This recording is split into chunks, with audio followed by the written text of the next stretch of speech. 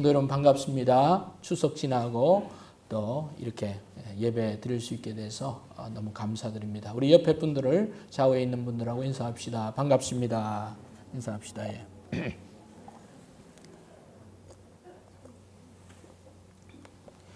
예, 우리 집사님 말대로 추석 한 주 이렇게 지났는데 상당히 오랜만에 이렇게 뵙는 것 같습니다. 수요 예배 또 주중에 뵙지를 못해서 더 그런 생각도 드는 것 같습니다. 예, 추석 명절 다들 잘 보내셨죠? 예, 상당히 피곤해 하시는 것 같아요. 예. 예, 또 오랜만에 가족들 만나서 복된 시간 또 즐거운 시간 되었으리라 생각이 듭니다. 교회 소식 말씀드립니다. 예, 특별한 광고는 없습니다. 이번 주 방역은 사목장 해주시면 감사드리겠습니다. 그리고 이제 참 좋은 계절 가을이 왔습니다. 이 가을에 우리 성도로서 그리스도인들로서 우리는 어떻게 이 가을을 맞이하면 좋을까 생각해 봅니다. 가을을 독서의 계절이라고 하는데 여러 좋은 양서들이 많이 있지만 우리 그리스도인들에게는 우리 성경이 제일 양서라 생각합니다. 이 가을에 우리 성경을 좀 읽고 또 묵상하고 성경과 더욱더 친해지는 그런 계절이 되면 좋겠다 그런 생각을 해봅니다. 아멘. 예. 이렇게 이야기만 하면 성경이 잘 읽혀지지는 않을 것 같아요. 분위기상으로. 그래서 뭔가 성경을 읽을 수 있도록 이 방법을 좀 만들어야 될 것 같아요. 성경 전체라고 하면 여러분 성경책 다 가지고 있으시죠? 예. 성경책도 좀 잘 가져오시고 가져올 뿐 아니라 잘 읽으시고 또 그렇게 해야 합니다. 성경 전체가 읽으려면 좀 부담스러운데 이번 올해 가기 전에 여러분 신약 성경을 이렇게 완독을 하면 좋을 것 같아요. 신약 성경은 그렇게 두껍지 않고 또 이해하는데 어렵지 않기 때문에 마음만 먹으면 가능한 거예요. 예. 자, 우리 옆에 분들하고 인사합시다. 마음만 먹으면 됩니다. 이렇게 한번 인사합시다. 마음만 먹으면 됩니다. 예. 마음을 먹어야 돼. 예. 마음을 안 먹으면 안 되는 거예요. 마음만 먹으면 이 신약 성경 일독은 할 수 있어요. 시간이 없다. 그런 사람들은 3박 4일만 읽어도 돼요. 예. 집중해서 읽어도 신약 성경 읽습니다. 그래서 신약 성경 일독을 전 교인이 좀 읽으면 좋겠다 이런 생각이 듭니다. 신약 성경 일독하고 또 성경 퀴즈도 이렇게 하면 좋을 것 같아요. 그래서 성경 퀴즈는 신약 성경 일독한 사람 점수 플러스 그 다음에 성경 퀴즈 점수 해서 합산을 해서 올 연말 한 12월 첫째 주나 둘째 주에 지금부터 2달 남았잖아요. 예, 그렇게 좀 계획을 해서 여러분 영적인 그런 힘은 성경에서 나오고 또 성경을 우리가 얼만큼 사모하는가에 따라 달려진다고 생각합니다. 이번 가을에 우리 성경 신약 일독하는 그런 우리 교인들이 되면 좋겠습니다. 우리 사역자들하고 함께 좀 협의를 해서 성경 일독 그리고 성경 퀴즈 또 그런 것들을 좀 조만간 여러분들하고 좀 나눌 수 있으면 좋겠습니다. 하나님의 말씀 함께 보겠습니다. 로마서 12장 14절에서 21절에 있는 말씀입니다. 로마서 12장 14절에서 21절 제가 14절 먼저 읽겠습니다. 너희를 박해하는 자를 축복하라. 축복하고 저주하지 말라.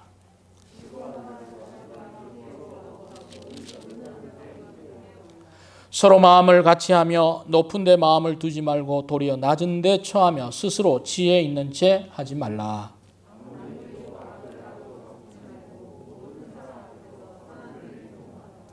할 수 있거든. 너희로서는 모든 사람과 더불어 화목하라.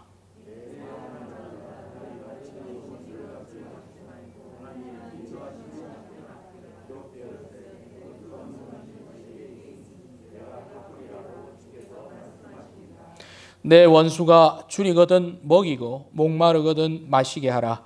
그리함으로 내가 숯불을 그 머리에 쌓아 놓으리라. 악에게 지지 말고 선으로 악을 이기라. 아멘. 오늘 이 시대에 사람들이 우리 그리스도인을 어떻게 생각하는지 궁금합니다.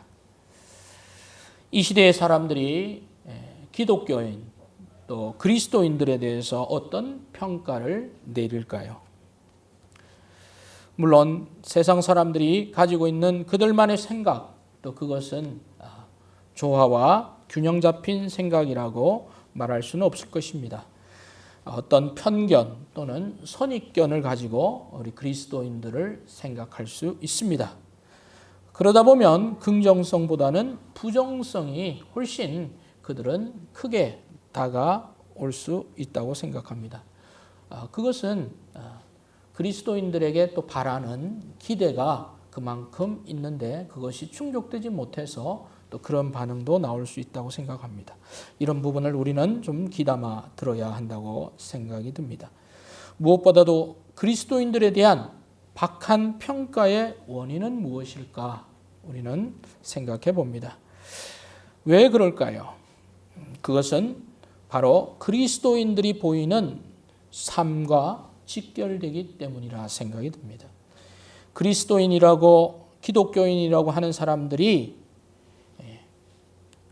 그들이 보이는 그런 모습이 비기독교인들하고 전혀 다르지 않다는 것에 있어서 그들은 별로 그리스도인들에 대한 좋은 평가를 가지기는 어려울 것입니다.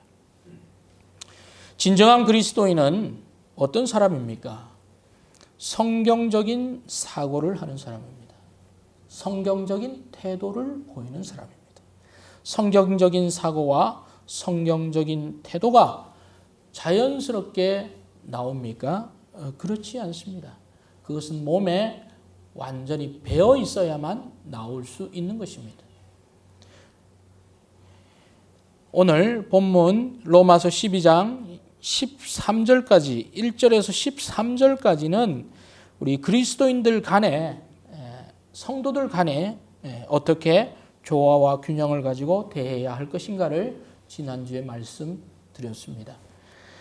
그러면 이 14절부터 21절 오늘 본문 말씀은 그리스도인들 간의 문제라기보다는 그리스도인으로서 이 사회적인 관계를 어떻게 해야 하는가, 비그리스도인들 또 다른 사람들과 살아가야 하는 그리스도인들이 어떤 태도와 어떤 행동을 보여야 하는가, 이런 사회적인 관점에 초점이 좀 맞추어져 있습니다. 사회적인 활동을 어떻게 행해야 하는가를 오늘 본문은 말씀하고 있습니다. 선으로 악을 이기는 방법이라는 제목으로 우리 그리스도인으로서 바른 삶의 모습이 무엇인가 본문을 통해서 함께 살펴보기를 원합니다. 오늘 본문에 보면 맨 마지막 말씀에 선으로 악을 이기라 이렇게 말씀하고 있습니다. 우리 한번 따라 합시다. 선으로 악을 이기라. 선으로 악을 이기라 그렇게 말하고 있습니다. 악을 이기는데 악으로 이기는 게 아니고 무엇으로 이기라고 말하고 있습니까? 선으로 악을 이기라 그렇게 말씀하고 있습니다. 선으로 악을 이기기 위해서 이 세상 사람들이 하는 그런 모습과 그런 방법하고는 전혀 다른 방법이 있어야 합니다. 오늘 우리에게 주는 교훈은 무엇인가 살펴보겠습니다. 자, 먼저 14절에 있는 말씀을 같이 읽겠습니다. 같이 읽겠습니다. 시작. 너희를 박해하는 자를 축복하라. 축복하고 저주하지 말라. 그랬습니다. 누구를 축복하라고 말하고 있습니까? 너희를 박해하는 사람을 축복하라. 너희를 축복하는 사람을 축복하라. 너희를 사랑하는 사람을 축복하라. 너희를 좋아하는 사람을 축복하라고 말하지 않고 너희를 뭐 하는 사람요? 박해하는 사람을 축복하라. 처음부터 이 주제가 좀 무겁습니다. 어떻게? 나를 박해하는 사람을 축복하라니 그게 가능한 말인가? 여러분 여기서 나오는 박해라고 하는 것은 지금 우리가 지금 성경 어디를 읽고 있습니까? 로마서를 읽고 있습니다. 로마에서의 그리스도인들에 대한 태도는 무엇일까요? 로마는 그리스도인들을 환대했을까요? 아닙니다. 로마는 그리스도인들을 박해했습니다. 그런 맥락 속에서 지금 이 말씀을 하고 있습니다. 여러분 박해라고 하는 핍박이라고도 말할 수 있습니다. 또는 피해라고도 말할 수 있는데 이 로마의 사람들이 이 로마의 크리스찬 기독교인들을 어떤 형태로 박해했을까요? 박해가 어떤 형태로 옵니까? 그냥 속마음에 저 사람을 미워하는 그런 것이 박해라고 말하지 않습니다. 싫어하는 것, 그건 혼자 싫어하는 게 아니라 이 공공연하게, 이 법적으로 또는 대중적으로 나오는 것을 박해라고 말합니다. 종교 행위를 금지했습니다. 기독교인들이 모이는 것을 하지 못하게 했습니다. 그래서 이 종교 행위를 하지 못하게 하는 것 중에 여러 가지가 있는데 종교 행위 중에 여러 가지 예배 하려면 모여야 되죠. 예배는 할 수 없었어요. 그리고 또 초대 그리스도인들은 모이면 이 성찬을 했습니다. 성찬. 음식, 떡을 나누고 또 포도주를 마시면서 주님의 고난에 참여하는 그런 성찬 금지, 성찬을 했습니다. 또 같은 신앙에 있는 사람들이 구원받았어요. 구원받으면 우리 뭐 해야 합니까? 뭐 합니까? 침례하죠? 침례할 수가 없어요. 그러니까 침례할 수 없으니까 공개적으로 침례하면 발각이 돼요. 그래서 뭐예요? 약식으로 진행된 게 뭐예요? 세례 같은 경우 그렇게 간 거예요. 할 수가 없어요. 그런 어떤 종교 행위 금지. 그리고 로마에서의 취업 제한, 로마의 일정 범위 위에서 귀족이 된다든지 또는 귀족에서 좀 더 높은 단계가 되기 위해서 할 수 있는 그런 자리를 제한시키는 것. 차별을 하는 거죠. 그럼 공직자로 활동할 수 없는 것들. 그리고 그리스도인으로 발각이 되면 재산을 몰수하는 것. 그리고 감옥에 투옥시키는 것. 뿐만 아니라 현재 살고 있는 동네에서 추방시켜버리는 것까지 있어요. 그것이 박해예요. 사도행전 18장 2절을 한번 볼까요? 사도행전 18장 2절에서 어떤 박해가 있었습니까? 같이 읽습니다. 시작.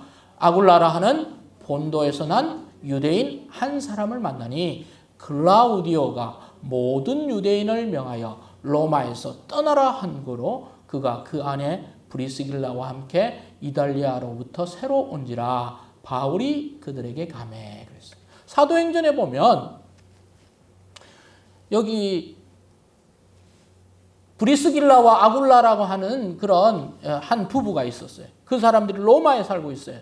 로마는 당시에 수도죠. 거기서 사람이 많아야 비즈니스도 할 수 있고 먹고 살 수도 있고 그래서 거기서 살았어요. 그런데 여기 보니까 글라우디오는 로마의 네 번째 황제예요. 로마의 네 번째 황제. 몇 번째? 네 번째. 네 번째 황제였어요. 그 네 번째 황제가 보니까 이 그리스도인들, 유대교적 배경을 가지고 있는 그리스도인입니다. 그들이 로마에서 크고 작은 소동을 일으키는 것 같아요. 소동이 아니죠. 그들 입장에서 보면 그렇게 생각하는 거죠. 그래서 생각하다가 모든 유대 기독교인들은 지금부터 로마를 떠나라 그랬어요. 이게 바로 AD 49년에 일어난 그 칙령이었어요.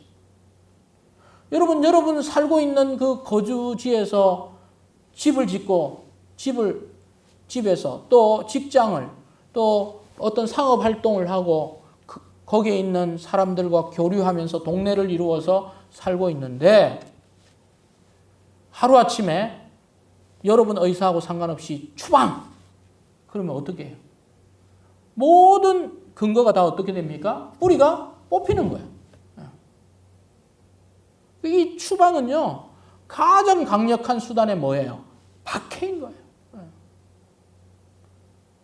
나와 거주 이전에 자유가 있습니다. 내가 왜 떠납니까? 종교의 자유가 있습니까? 그렇게 반박할 수 있어요? 감히 로마 군대, 그 로마 앞에서?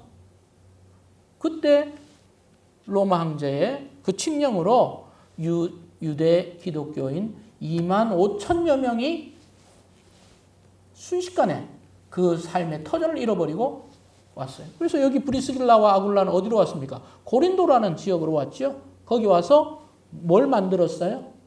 바울과 같이 텐트를 만들었어요.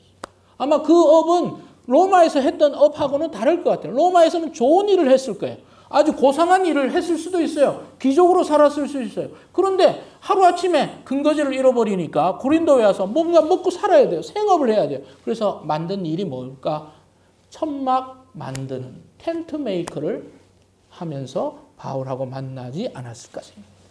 엄청난 박해죠. 삶의 근거지를 완전히 빼앗아 버리는 이런 박해가 한 번 일어난 게 아닙니다. 이후에 클라우디오 다음에 등장했던 황제, 악명 높은 크리스찬들을 핍박했던 황제가 누구예요? 네로 황제가 AD 64년에 로마의 대화재를 그리스도인들이 저질렀다고 누명을 씌웠잖아요. 그래서 그리스도인들을 투옥하고 그리고 살해하고 얼마나 많은 그리스도인들을 그 형장에 이슬로 보냈는지 모릅니다. 그 네로 황제만 있는 게 아니에요. 그 이후로부터 10번째 10대 박해가 계속 이루어져서 장장 10년, 20년이 아니라 250년 동안이나 로마는 그리스도인들을 박해했어요.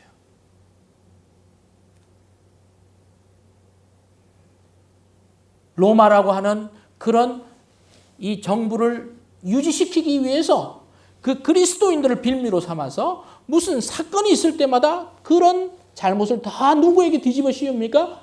크리스찬들에게 뒤집어 씌워서 그들을 죽이고 재산을 몰수하고 신앙을 하지 못하도록 공공연하게 그들이 박해를 했던 것입니다. 그런 가운데 바울 사도는 이 로마의 이 극심했던 이 네로 황제의 그 박해 즈음에 이 로마서를 씁니다. 물론 그 자신도 AD 64년경으로 추정되는 순교자의 어떤 대열에 참여하게 되었지만 바울 사도는 뭐라고 말하고 있습니까?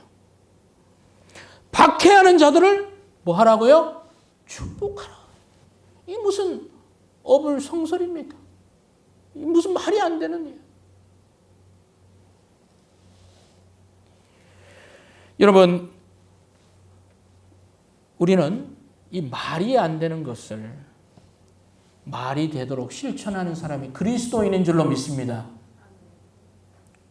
세상 사람들과 하는 것과 똑같으면 그리스도인이라는 의미가 없는 거예요. 그래서 이 말씀을 우리가 새겨들어야.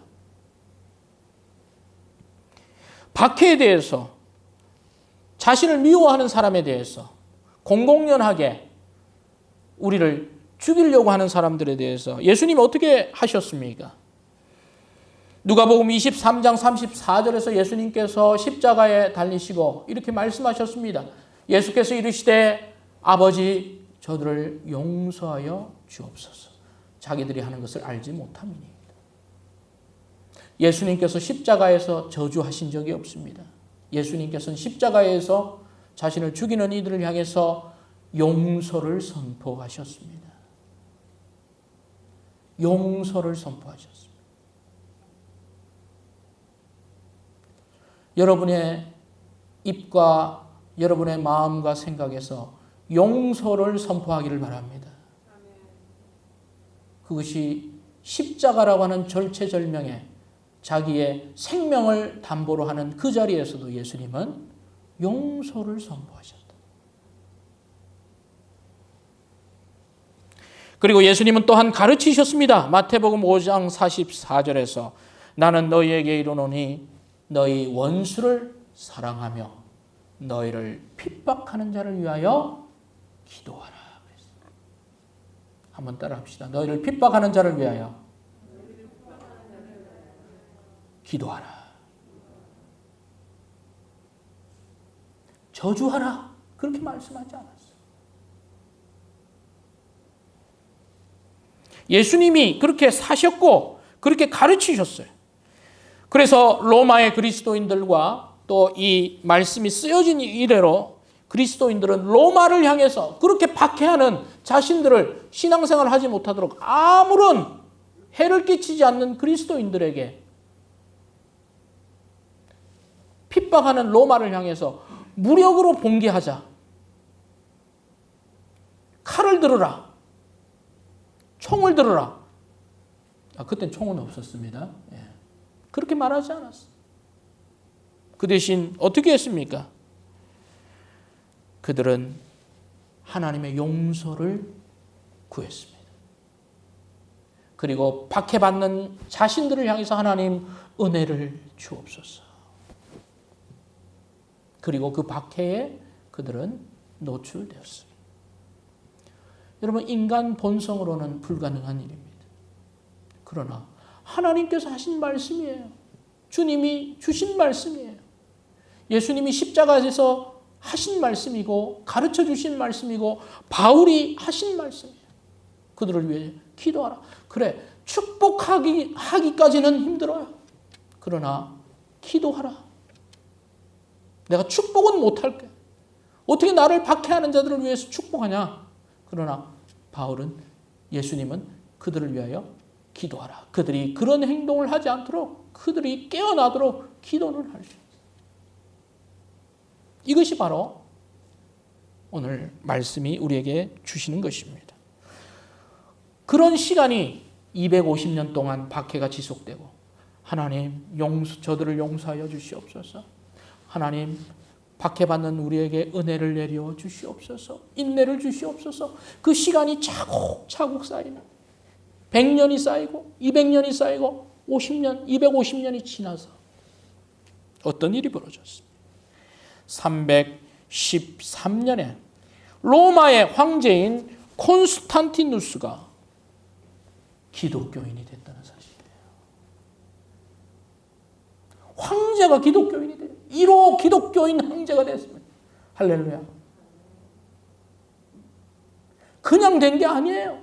250년의 그 순교자들의 피와 고난과 인내와 하나님에 대한 용서와 은혜를 구하는 그 모든 성도들의 기도가 하늘을 울려서 바로 황제가 크리스찬이 되는 거예요.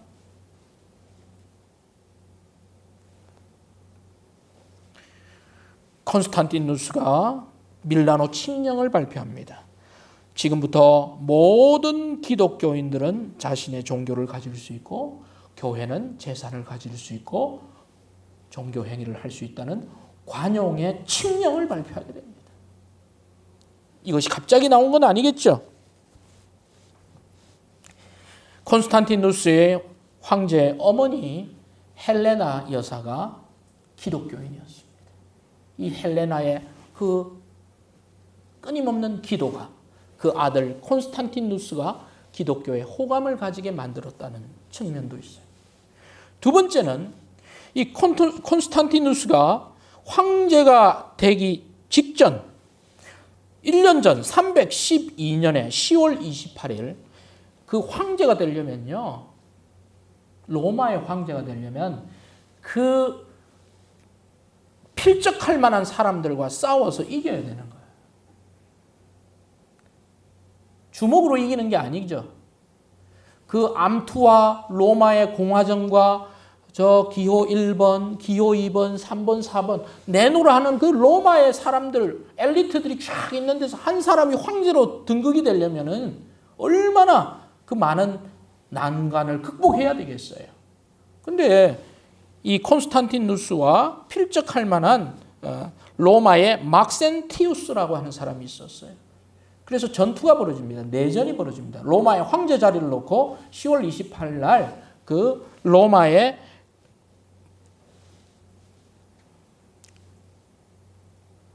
그 다리가 밀비우스 다리에서 전투가 벌어집니다. 여기서 누가 결정권을 갖느냐? 이기는 자가 로마의 황제가 되는. 그런데 콘스탄티누스 황제가 전투 전날 잠을 자는데 꿈에 누가 나타났다고요? 예수님이 나타난 거예요.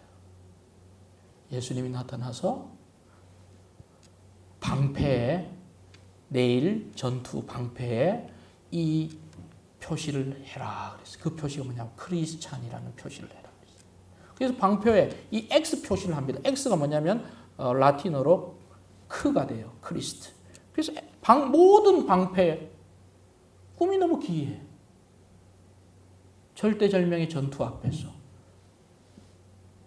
예수님이 나타나서 방패에 크리스찬 표시를. 그래서 명령을 내립니다. 모든 전투부대 방패에 X 표시, 크리스찬 표시를. 그리고 그 전투에서 이깁니다. 그리고는 주님이 도우셨다. 내가 황제가 되도록 내 힘이 아니고 주님이 도우셨구나. 그렇게 해서 이 사람이 개종을 합니다. 기독교인이 된 거예요. 그러면서 그동안 수백 년 동안 핍박했던 이 그리스도인들을 어떻게 해요? 이제 사면하고 관용하고 로마의 종교는 기독교를 공인한 거예요. 이것이 바로 밀라노 칙령, 콘스탄티누스가 313년 벌인 일입니다. 이것은 하루아침에 이루어진 것이 아니라 여기 있는 말씀대로 박해하는 자를 저주하지 말라.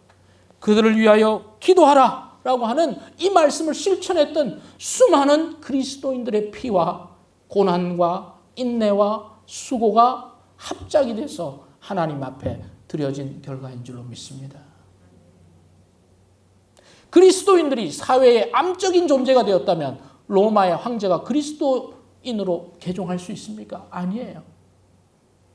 바로 그리스도인들의 삶의 궤적이 로마 사회에 저 사람들은 우리가 저들을 핍박하지만 참 저 사람들은 정말 제대로 된 사람들이다. 저 사람들은 신앙으로 뭉칩니다.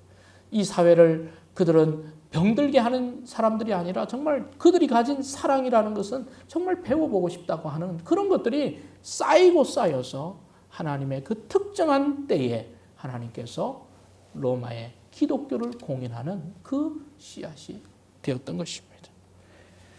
성도 여러분, 누군가 여러분을 싫어하고 미워하고 심지어 박해하는 사람들이 있다면 여러분 어떻게 대응하시겠어요?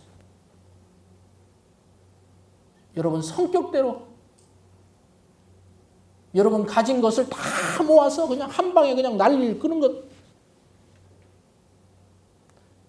주변의 사람들을 다 해서 자기 편을 만들어서, 성경 그렇게 말하고 있잖아요. 성경 뭐라고 그럽니까?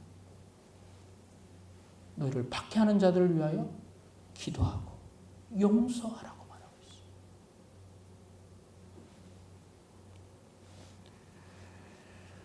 가나에 우리 임철순 선교사님하고 가하숙 선교사님이 있습니다. 우리 교회에서도 후원을 하고 있죠.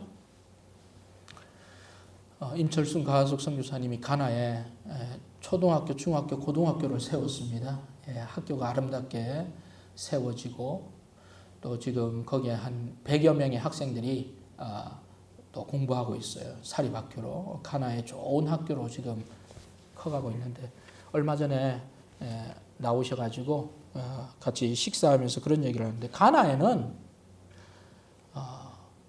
무슨 이 행동이 있냐면 이 저주의 방식이 있대. 저주. 예.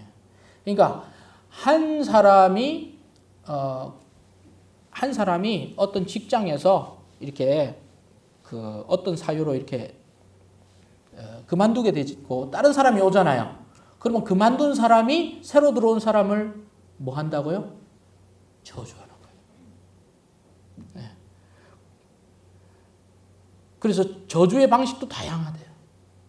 뭐 그 사람의 사진이라든지 그 사람의 어떤 그것을 땅에 파묻기도 하고 그러면서 막 빌기도 하고. 근데 실제 그런 이 저주가 이 악령이 함께 합세해가지고 그런 병들고 저주하면 그런 사람이 다치고 이런 일도 많이 벌어졌대. 우리나라에도 그런 게 없진 않아요. 사극이나 이런 거 보면 뭡니까? 뭐 인형 같은 걸 만들어서 바늘로 어떻게 해요? 이름 붙여가지고 계속 찌르지. 콕콕콕콕 찌르다. 죽어라! 그렇게 해요, 안 해요? 우리도. 그게 저주예요, 저주. 저주는 뭘 낳아요? 저주를 낳아요. 더 큰 저주를 낳아요. 저주가 축복을 낳을 수가 없어요. 그 고리를 끊는 게 뭐예요? 그리스도인이에요. 여러분, 축복이 차마 나올 수 없으면 하나님께 기도하시는 여러분 되기를 바랍니다. 예. 덕같이 대응해서는 안 돼요. 하나님의 용서와 하나님의 은혜에 맡기시는 여러분들 되기를 바랍니다. 여러분을 미워하고 핍박하는 이들을 세상의 방식대로 대응하는 것, 그건 결코 방법이 아니라는 것을 첫 번째 여러분 기억하시길 바랍니다. 두 번째 무엇입니까? 16절입니다.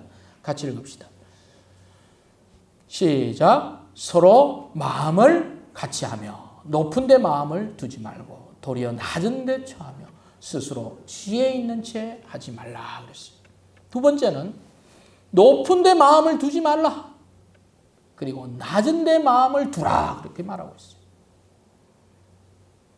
따라합시다. 높은 데 마음을 두지 말고 낮은 데 마음을 두라. 높은 데 마음을 두는 것과 낮은 데 마음을 두는 것, 이 무슨 말입니까? 높은 데 마음을 둔다. 이 말은 이것은 바로 어떤 우월의식을 가지는 거예요. 높은데 나 대접받아야 되는데 나 이런 대접받을 사람이 아닌데 높은데 마음을 두는 거예요. 나 상석인데 우쭐한 마음, 교만한 마음, 스스로 대접받고자 하는 마음, 이게 뭐예요? 높은데 마음을 두는 거예요. 여러분, 높은데 마음은 언제 드는지 아세요? 여러분이 가장 값비싼 곳에 가서 가장 값비싼 것을 먹으면 여러분 마음이 그 높은 마음이 들 때가 있어요. 그렇잖아요? 가장 좋은 차를 타고 가장 좋은 곳에서 가장 비싼 음식을 먹으면 마음이 어때요? 높아져요. 와, 내가 이런 대접 받을 만한 사람이네.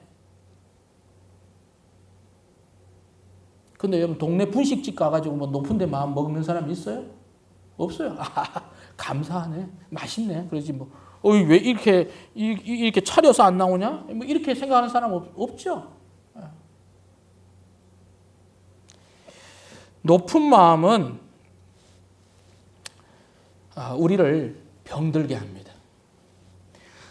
물론 사람들은 어떤 사람은 높은 사람이 있어요. 또 어떤 사람은 좀 덜한 사람도 있습니다. 어떤 사람은 선천적으로 보면 능력이 뛰어난 사람이 있어요. 머리가 뛰어난 사람도 있어요. 선천적으로. 또 신체 조건이 뛰어난 사람이 있어요.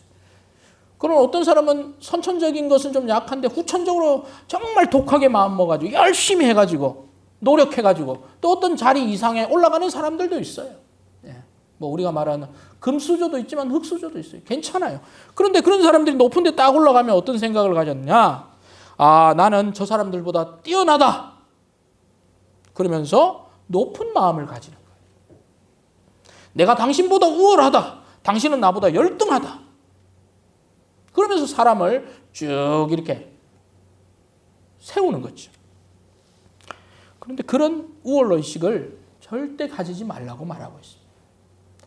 높은 데 마음을 두지 말라고 그랬어요. 여러분 영국 프리미어리그 스포츠에서 이 축구 경기가 전 세계 스포츠에서 세계 3위의 그 수익권을 가지고 있다는데 거기에 1부 리그부터 13부 리그까지 있어요. 1부는 프로 완전 프로죠. 2부 떨어지면 강등이면 2부죠.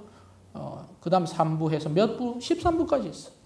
우리나라는 1부, 2부, 3부 리그까지 있고 나머지 뭐 4부 리그도 없어요. 우리나라는 4부 리그부터는 다 조기 축구죠. 예. 근데 그 영국은 13부 리그예요. 저기 1부 리그에서 13부 리그까지 있는데 주급을 받는 사람은 몇 부 리그부터 가능하냐? 7부 리그부터 가능하대요. 영국에는. 그럼 주급이 얼마냐? 그것도 제한적으로 7부 리그에 있는 선수한테는 주급, 주에 주는 돈이에요. 열심히 잘하는 선수에게 30만 원 준대요. 30만 원 정도 준답니다. 그러면 3, 4, 120만 원 정도 받는 거예요. 그렇죠? 이건 거의 그냥 열정으로 운동하는 거죠. 예, 자기 일하면서. 예. 낮에는 공장에 가서 일하고 다른 일하고 그 다음에 밤에 막 연습해가지고 7부 리그. 여러분 손흥민이가 지금 몇 부 리그에 있어요? 손흥민 누군지 모릅니까? 네, 축구 선수 있습니다. 네, 1부 리그인데 그 사람 주급이 얼마인지 아세요? 퀴즈. 얼마 정도 될 것 같아요? 1억, 2억, 3억. 자, 고르세요. 좋은 건 아셔가지고 1억 1,600만 원. 주급이 1억 1,600만 원. 자, 우리도 축구 선수로 아들을 키웁시다.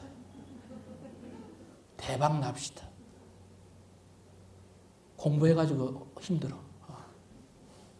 주급이 1억이란다. 3억 1,600만 원. 물론 뭐 세금도 다 떼고 하겠지만 주급, 와, 그러면 월급은 얼마인 거예요? 12억, 13억. 와. 지금 제가 그 얘기할 때가 아닌데, 예, 하여튼 여러분 1부 리그 선수하고 저 100만 원 받는 선수하고 7부 리그하고 같아요? 그런데요. 그 영국은요. 또 그 국내에서 모든 축구 리그가 같이 경합하는 또 같은 리그가 있어요. 예. 그때는 1부 리그도 저기 뭐 7부 리그하고 붙을 수도 있어요. 예. 그러면 경기 끝나고 손흥민이 1부 리그니까 저기 7부 리그 선수한테 아유 참 어떻게 그 같은 사람인데 나는 3억 받고 너는 30만 원 받고 그렇게 하면 됩니까? 안 됩니까? 그 우월의식이죠. 그 사람이 돈을 얼마를 받든지 어떤 대우를 받든지 상관없이 같은 운동장에서 뛴 사람 뭐예요? 같은 축구인으로서 서로 어때요? 리스펙트 하는 거예요. 그게 바로 존중입니다. 그런데 높은 마음을 두고 같은 운동장에서 경기했는데 끝나면 하이파이브라도 하는데 손도 마주치지 않고 획하고 가끔 보면 그런 선수들이 있어요. 예. 호날두라고. 예.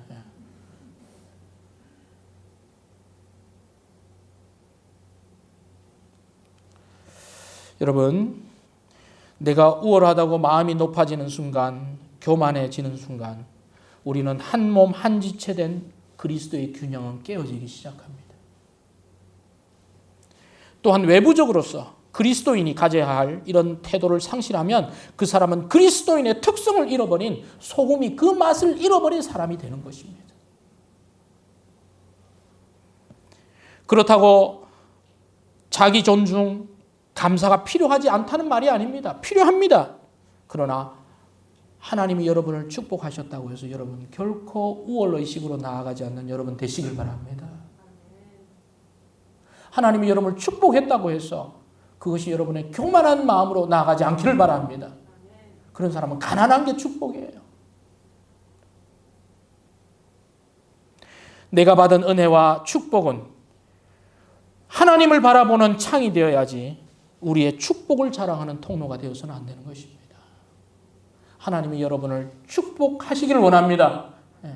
그 축복을 받을 때에도 여러분 마음을 낮은 데 처하는 그런 그리스도인들, 겸손한 마음을 가진 사람, 하나님이 하셨다고 말할 수 있는, 아니 정말 그렇게 생각하고 태도를 그렇게 가지고 다른 사람을 언제나 리스펙트로 받아볼 수 있는 그런 여러분들 되시길 주의 이름으로 축복합니다. 그게 바로 그리스도인입니다.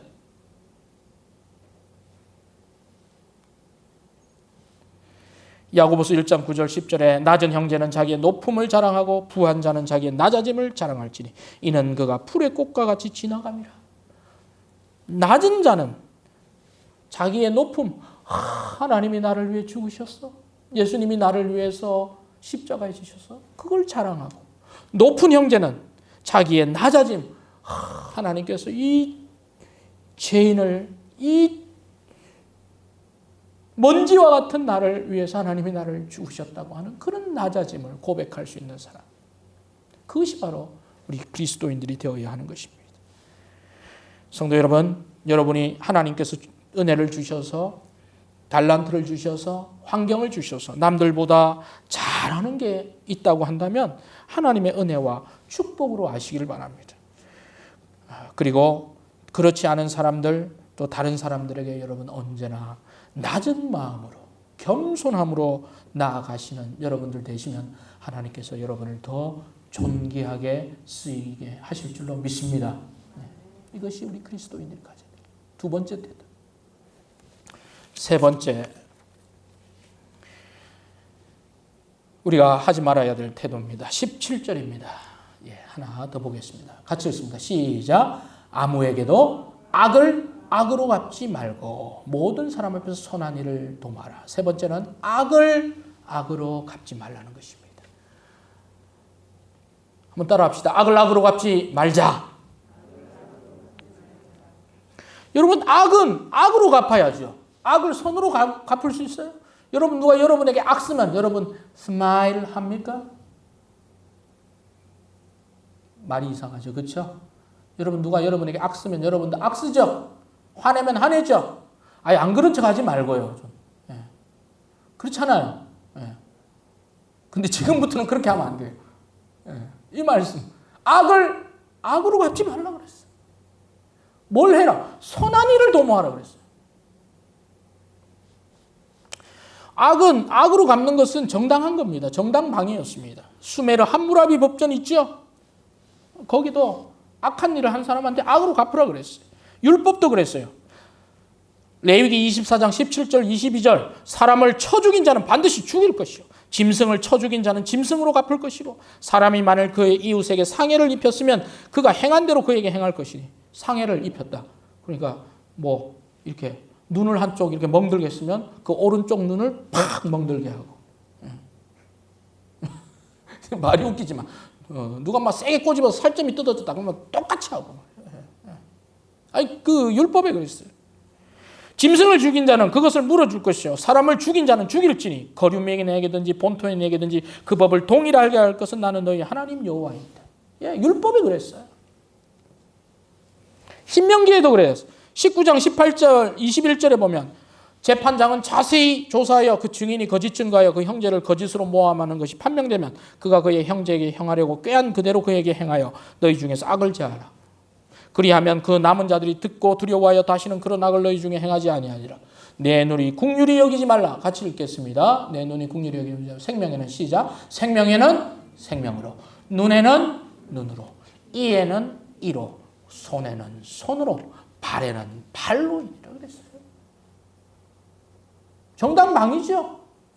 누가 생명을 해하면 생명으로 갚는 거예요. 눈을 다치게 하면 눈으로 갚아. 이빨로 누가 물어뜯으면 이빨로 물어뜯는 거예요. 손으로 치면 손으로 쳐. 발로 치면 뭐예요? 발로 쳐. 그게 율법이에요. 이게 동일 보복법입니다. 그러나 예수님 뭐라 그러셨어요? 예수님이 중요하잖아요.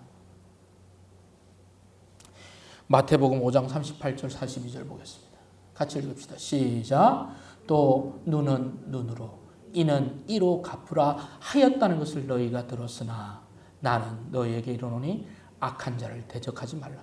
누구든지 내 오른편 뺨을 치거든 왼편도 돌려대며 또 너를 고발하여 속옷을 가지고자 하는 자에게는 겉옷까지도 가지게 하며 또 누구든지 너로 억지로 오리를 가게 하거든 그 사람과 심리를 동행하고 내게 구하는 자에게 주며 꾸고자 하는 자에게 거절하지 말라. 그것을 뛰어넘는, 너희가 눈에는 눈, 이에는 이라는 말을 너희가 듣고 잘 알고 있지만 내가 너에게 얘기하는 그것이 아니야. 그것을 뛰어넘어. 악을 악으로 하지 말라고 했어요. 그래서 바울은 뭐라고 그랬습니까? 19절 20절에서 오늘 본문 19절 20절에서 바울이 뭐라고 말씀하고 있습니까? 같이 읽읍시다. 시작. 내 사랑하는 자들아 너희가 친히 원수를 갚지 말고 하나님의 진노하심을 맡기라. 기록되었으되 원수 갚는 것이 내게 있으니 내가 갚으리라고 주께서 말씀하시니라. 내 원수가 줄이거든 먹이고 목마르거든 마시게 하라. 그리함으로 내가 숯불을 그 머리에 쌓아놓으리라 그랬어요. 악을 악으로 대처하지 말라 그랬어요. 그 결과는 더 큰 분쟁과 저주를 가져옵니다. 여러분을 해하려고 하는 사람을 원수라고 가정해 봅시다. 여러분을 죽일 듯이 달려드는 누군가가 있다고 합시다. 그 사람 원수예요. 그 원수를 내가 직접 갚지 말고 누구에게요? 하나님께 맡기라.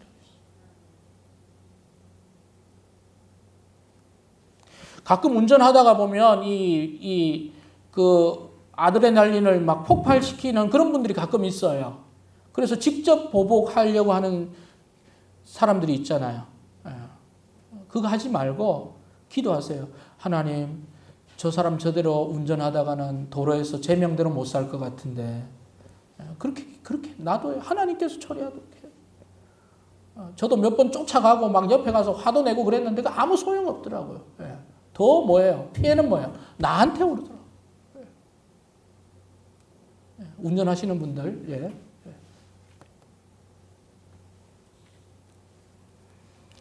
왜? 그리고 원수가 여기 보십시오. 여기 보면 19절, 20절에 보면 내 원수가 줄이거든 먹이고 목마르건 마시게 하라 그랬죠. 그 원수가 왜 잘 살다가 목마르고 왜 줄인지 아세요?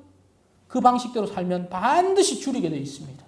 그 방식대로 살면 그 사람 반드시 목마르게 돼 있어요. 그렇게 살면 죽어요, 그 사람은. 그리고 결국은 뭐야? 여러분 앞에 와서 옵니다. 여러분은 그렇게 살지 않았기 때문에, 여러분 하나님의 방식으로 살았기 때문에 그 사람들 먹일 수 있어요. 그것이 바로 그리스도인이 보여야 할 태도인 것입니다. 성도 여러분, 그리고 그 사람이 자기가 산 인생이 부끄럽다. 숯불을 그 머리에 쌓아두는 것처럼 그 스스로가 부끄러움을 느끼게 만드는 것. 그것이 우리가 살아야 되는 거예요. 성도 여러분, 악을 악으로 갚지 말고 선하게 대응하시길 바랍니다. 하나님의 방식대로 사시길 바랍니다. 그러면 악인은 흔들리는 겨와 같고 바람같이 살다가 초라하게 하나님 앞에 서겠지만 여러분은 그들 앞에 존귀한 자가 되는 것입니다. 말씀을 마무리하겠습니다. 제가 해야 될 말씀이 오늘 너무 많은데 제가 하지 말라는 것만 하니까 시간이 다 돼버렸어요. 하라는 거는 제가 얘기도 못했어요. 아시겠습니까? 하라는 건 별로 여러분이 하시면 돼요. 하지 말라는 건 안 하면 되는 거예요. 3가지. 박해하는 자를 저주하지 말고 그를 위해서 뭐 하라고요? 기도하세요. 높은 데 마음을 두지 말고 낮은 데 마음을 두세요. 악을 악으로 갚지 말고 선으로 대응하세요.